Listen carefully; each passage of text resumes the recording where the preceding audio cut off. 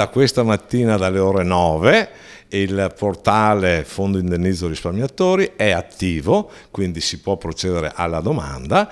Noi come associazione ne abbiamo già fatte diverse. Il fondo è finalmente operativo ed è già corsa a presentare le domande. Sono 180 giorni, ricordiamo che comunque questi 180 giorni non è che se uno arriva al 180° giorno è escluso, no, quindi adesso non ammassatevi. Oggi finalmente i risparmiatori possono tirare un sospiro di sollievo, ci sono voluti 2 anni di corsa agli ostacoli, tra promesse, disegni di legge, cambi di rotta, veti dell'Europa e da ultimo la crisi di governo che ha sfiorato pericolosamente l'avvio del fondo, se non fosse stato per la firma sul filo del rasoio del terzo decreto attuativo da parte del ministro Tria. Fortunatamente il ministro Tria ha cancellato una parte di quella richiesta che era l'aumento del patrimonio a 200.000 euro, che se non l'avesse cancellata l'8 con la firma dell'8, quello avrebbe bloccato il fondo.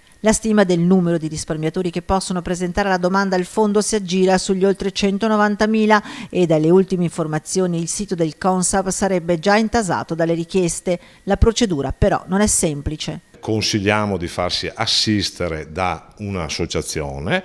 Noi come Ezzelino abbiamo già una procedura, potete chiedere un appuntamento. Un fondo indennizzo risparmiatori unico nella storia che ha visto il nostro gruppo Media Nord-Est a fianco alle associazioni che oggi hanno finalmente vinto la lunga battaglia. Grazie, maiuscola e infinita al gruppo di Media Nord-Est Rete Veneta, perché questo gruppo ha dato veramente supporto alla nostra battaglia.